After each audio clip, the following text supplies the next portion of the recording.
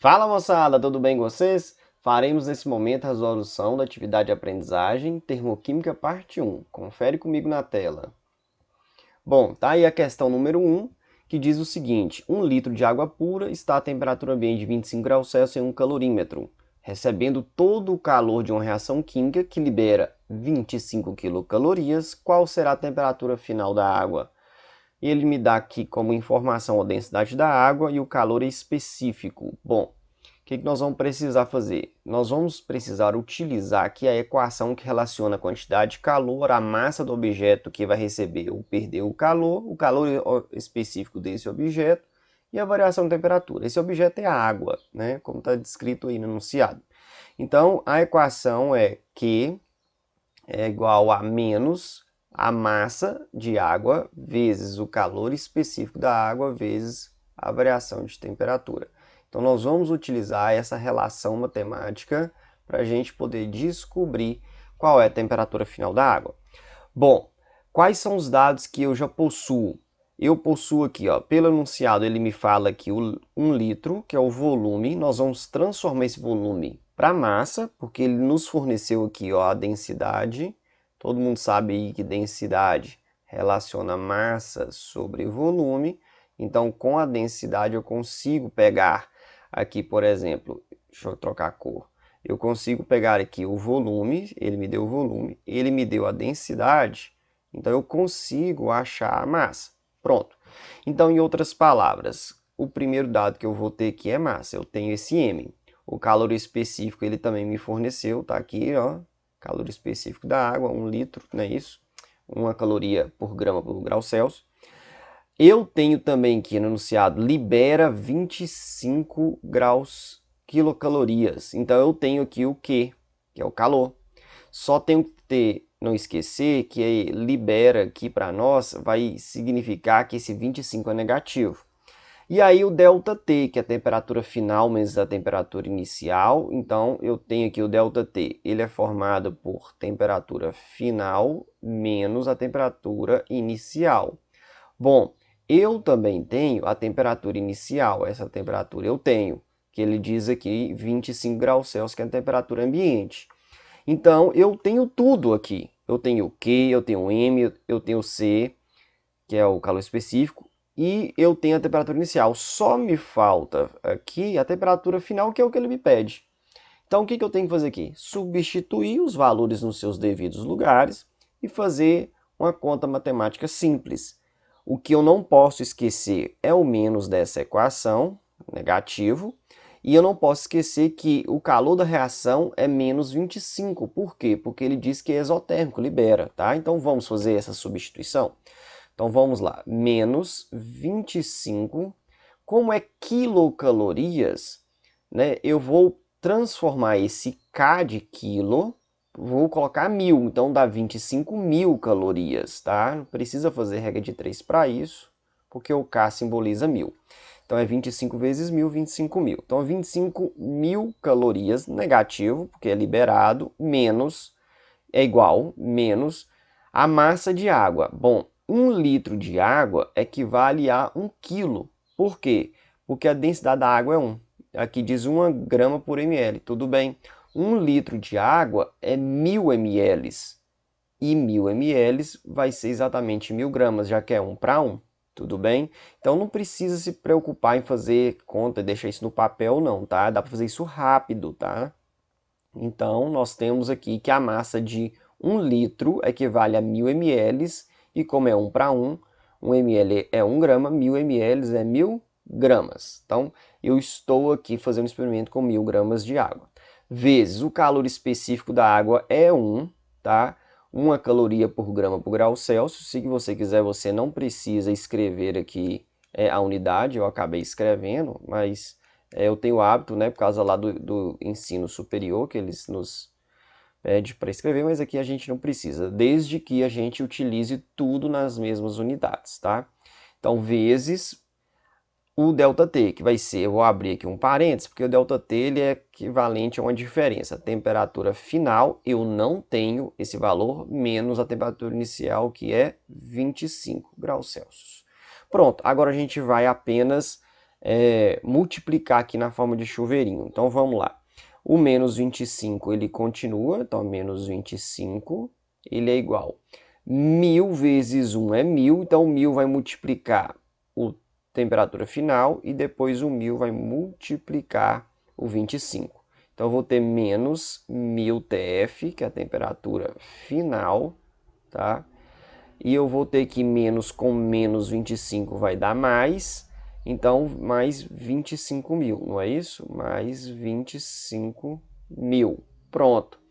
Agora eu vou fazer o seguinte, jogar o 1000 TF para o lado de cá, para a direita, então aí ele vai passar positivo, né? Fica 1000 temperatura final é igual. O 25.000 eu jogo aqui para a direita, ele vai vir como mais 25.000, e vai ficar mais 25.000 mais 25.000, o que vai me fornecer um total de 50.000. E aí o 1000 vai passar dividindo. Eu já posso aqui antecipar e cortar aqui, ó. Esse 1000 vai passar dividindo os 3 zeros com os 3 zeros. Então, o que me restou? A temperatura final, vezes 1 é a própria temperatura final. E isso aqui vai ser igual a 50. Qual que é a unidade de temperatura? Graus Celsius. São 50 graus Celsius. Tá aí a resposta que ele me pede. Ele me pergunta qual é a temperatura final da água, 50 graus Celsius. Tudo bem? Vamos então para a questão de número 2. Questão de número 2. Qual a quantidade de calor liberada por uma reação química que elevou de 20 para 28 graus Celsius a temperatura de 2 litros de água pura em 1 calorímetro? Densidade é 1, calor específico também é 1. De novo, nós vamos fazer a aplicação da equação de calor igual a menos a massa vezes o calor específico vezes a variação de temperatura. Agora ele quer que eu calcule o calor liberado. Ele quer que eu calcule o Q, que já está isolado na própria equação. Bom, então vamos lá. Eu vou ter aqui ó, que o calor vai ser igual a massa de água. Vamos fazer rápido? Ele me deu 2 litros. 2 litros é 2.000 ml. Como a densidade é 1 para 1, 1 ml é 1 grama, 2.000 ml é 2.000 gramas. Então eu tenho que menos 2.000 gramas vezes o calor específico, que é 1, e a variação de temperatura. Não preciso nem colocar e escrever, mas só se você quiser. Inicialmente estava a 20 graus Celsius e posteriormente foi para 28. Significa que essa reação aumentou a temperatura da água, não é isso? Então a reação provocou aumento da temperatura da água. Então é porque a reação produziu calor. A reação colocou calor na água, né? Então a reação também é exotérmica, não é isso? Então tranquilo. Mas aqui é só a gente colocar. A temperatura final é 28 e a inicial é 20. 28 menos 20 dá 8. 8 graus Celsius. Bom, então aí ficou fácil. O calor liberado por essa reação vai ser menos 2.000 vezes 1, 2.000 vezes 8. Então a gente multiplica 2 vezes 8, dá 16 e coloca lá os 3 zeros. Então dá 16.000 calorias, que é a unidade. Ou, se você preferir, 16 quilocalorias, que é a quantidade de energia liberada por essa reação. Tudo bem? Tranquilo? Vamos então para a próxima questão, questão de número 3. A questão de número 3 é uma questão muito tranquila, super simples, e que ela serve para a gente confirmar que compreendeu a base, as coisas básicas da termoquímica. Vamos ver? Bom, ele me disse o seguinte aqui no esquema. Colocou aqui 870 kJ e chamou isso de entalpia inicial, uma seta transformando em 1000 kJ em entalpia final. Bom, a entalpia nós aqui na química chamamos de energia que está associada a substâncias, tá?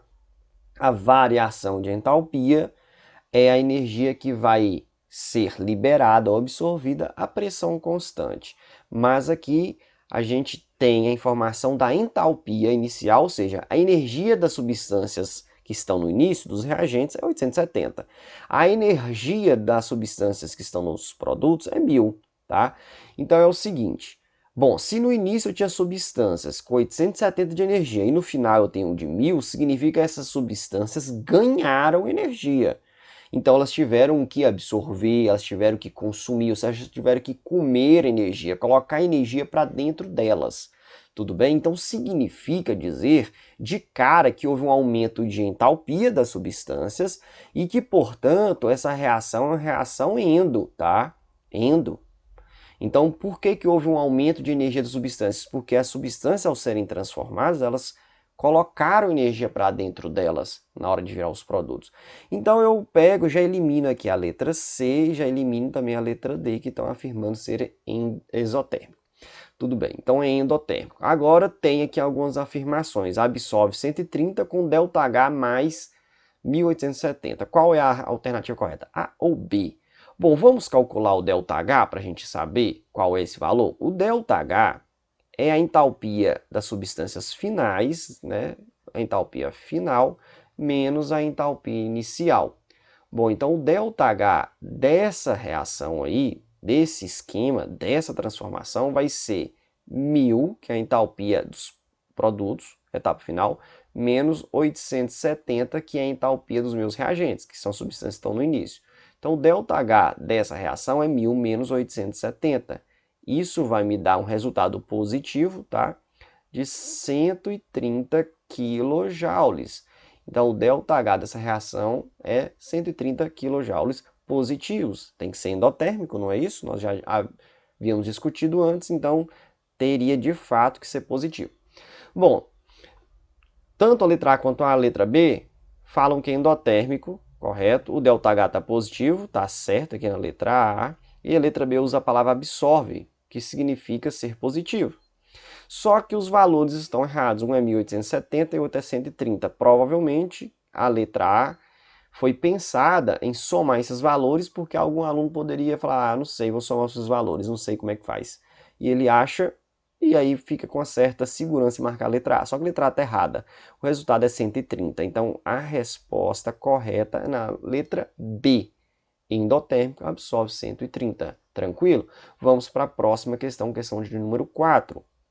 A respeito de reação exotérmica, então, marque VOF. É uma reação que há liberação de calor? Correto. A diminuição da energia? Certíssimo.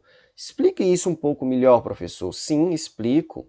Olha, essa diminuição da energia, tudo bem, está só escrito diminuição da energia, mas ela leva a diminuição de energia das substâncias. Então vamos fazer aquele gráfico, que é o gráfico de entalpia, né? Letra H, que representa a entalpia, vezes versus coordenada de reação.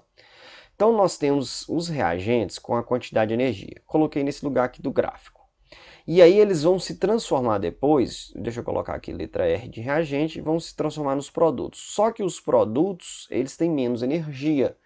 Então, no gráfico, eu tenho que desenhar os produtos, uma barra lá embaixo. Então, os reagentes eles vão caminhar em direção à formação dos produtos. Só que quando os produtos são formados, há uma diminuição da energia. As substâncias diminuem de energia. E você pergunta, nossa, mas essa energia que foi diminuída, desapareceu, diminuiu, para onde ela foi? Essa energia é a energia na forma de calor que foi colocado para fora, que foi liberado, tá? Isso foi explicado nas videoaulas. Mas, enfim, a reação exotérmica, tem esse gráfico aqui, é a reação que leva à diminuição da energia, sim, das substâncias. Ah, professor, mas faltou escrever aqui das substâncias. Tudo bem, mas fica subentendido que a energia que será diminuída é a energia da reação. Quem faz parte da reação é os reagentes e os produtos, tá? Então isso leva, sim, à diminuição da energia, correto. Bom, prosseguindo. A entalpia dos reagentes é maior do que a dos produtos, sim. Tá aí no gráfico, os reagentes têm maior entalpia do que os produtos. Até porque se vai ter uma diminuição, o final vai ser menor, ou seja, vai caminhar para um valor menor, é porque de fato o anterior é maior, que é os reagentes têm mais energia. E a variação de entalpia negativa é simples. Se a gente pegar a entalpia final, que é dos produtos, menos a entalpia inicial, nós vamos pegar um valor pequeno menos valor grande. Então não tem como, vai dar sempre negativo, tá? Então também é verdadeiro, tá? Então, tranquilo. Então vamos para a questão número 5. Na questão número 5, eu tenho aqui um gráfico e tenho uma frase. Eu tenho que usar o gráfico para retirar as informações para completar essa frase que tem 3 lacunas. A variação de entalpia é positivo ou negativo, reação é endotérmico ou exotérmico, processa-se liberando ou absorvendo. Bom, o gráfico aqui, ele me fornece aqui a entalpia dos reagentes e também me fornece aqui a entalpia dos produtos. Os produtos têm mais entalpia, têm mais energia, então os reagentes se transformam em substâncias que têm mais energia, então a reação processa aumentando a energia das substâncias. E quando aumenta a energia da substância, claramente eu tenho um processo endo, porque os reagentes eles vão se transformando em produto e à medida que eles vão formando os produtos, vão consumindo calor, pegando calor do meio externo e estocando dentro das substâncias. Então, é um processo endo claramente. Então, vamos completar. A variação de entalpia é positiva, por quê? Porque se a gente fizer o ΔH aqui, ó, que é a entalpia final menos a entalpia inicial, então, quando você fizer essa diferença, é final, que é uma entalpia grande, menos a inicial, que é uma entalpia menor. Um número grande menos um número pequeno sempre será positivo. Então, essa reação ela é endotérmica, tá? Esse gráfico representa a reação endotérmica, porque ela se processa absorvendo, consumindo, engolindo, colocando para dentro o calor.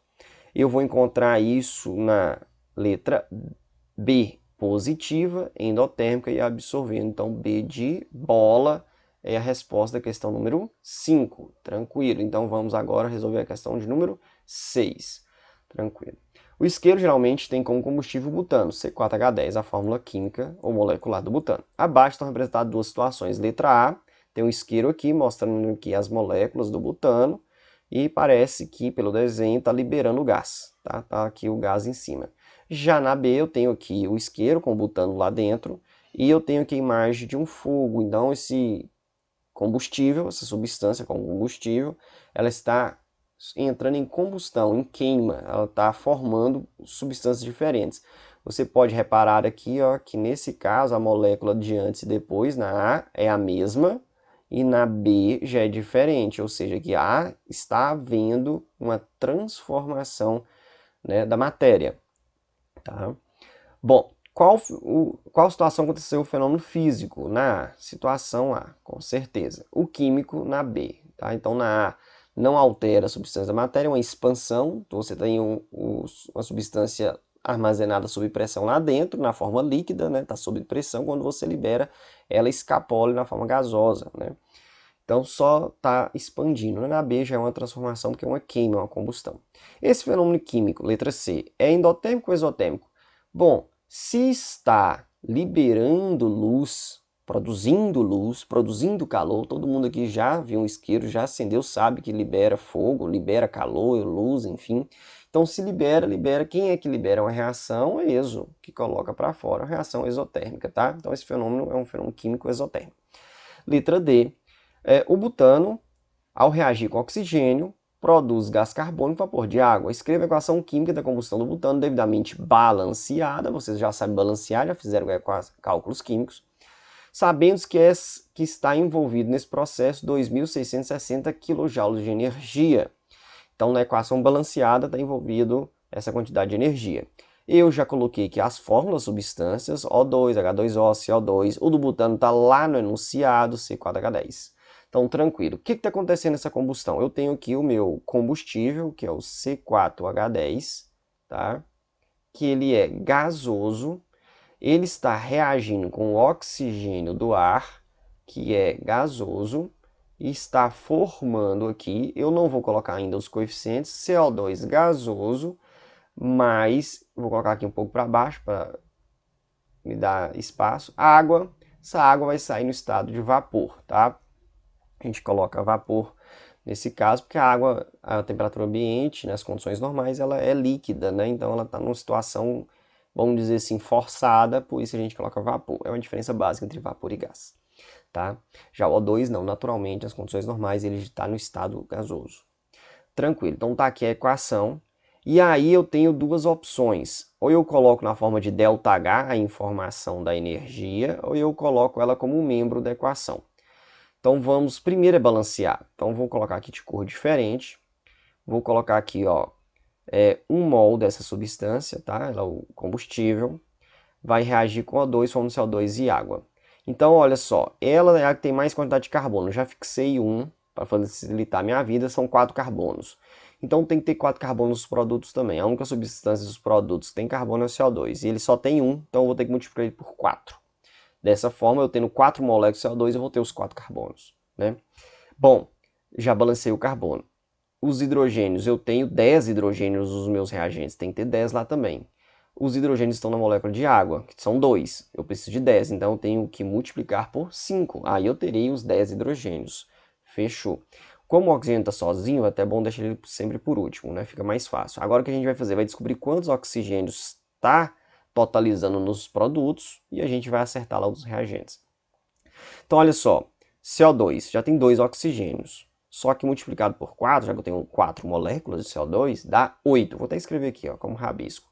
Tenho 8 CO2.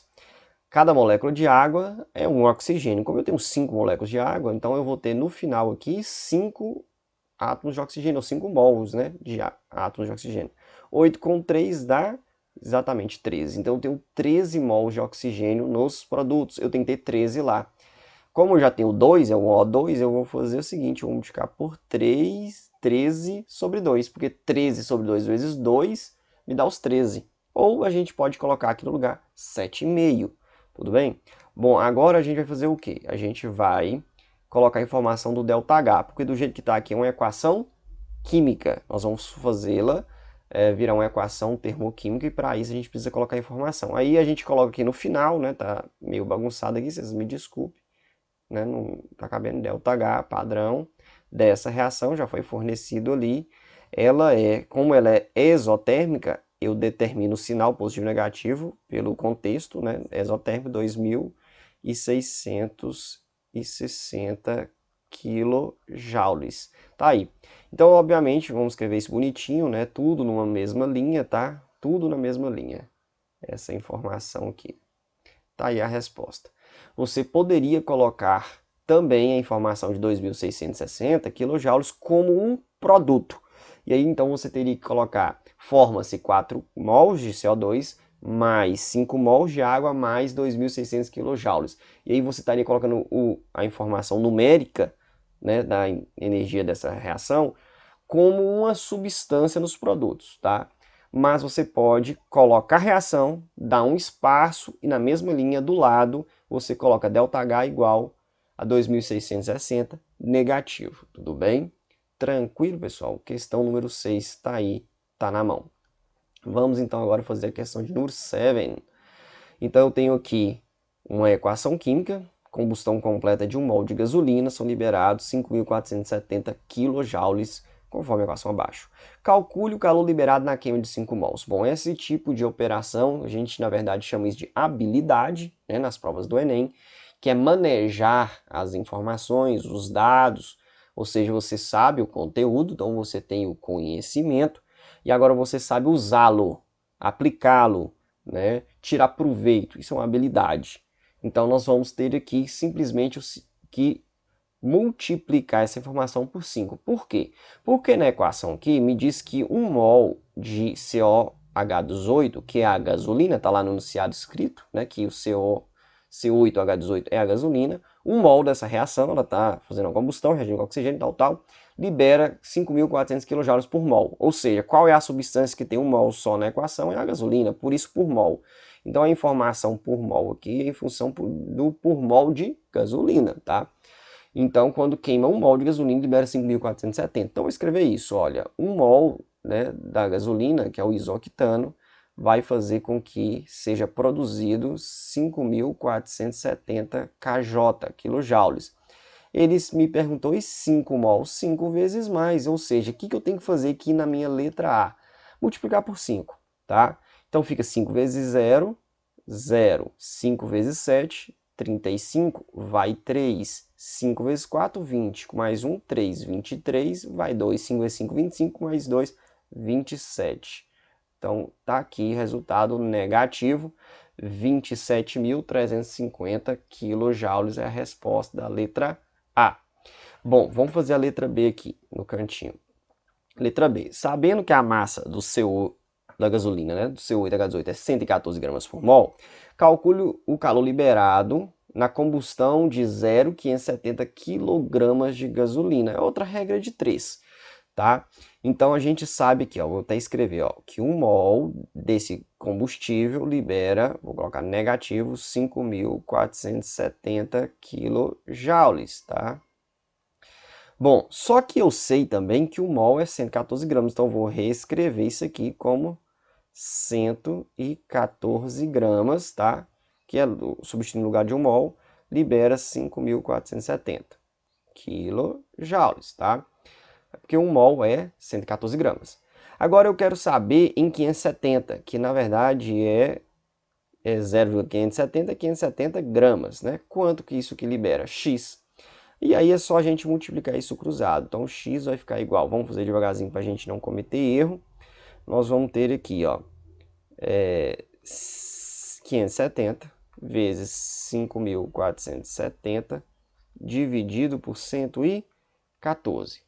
Aí você vai ter que ter uma paciência de fazer isso na munheca, na mão, tá? E achar a resposta. Ou então, né, como você está fazendo a prova em casa, você usaria calculadora, mas se fosse um vestibular, você teria que de fato fazer isso na mão, tá?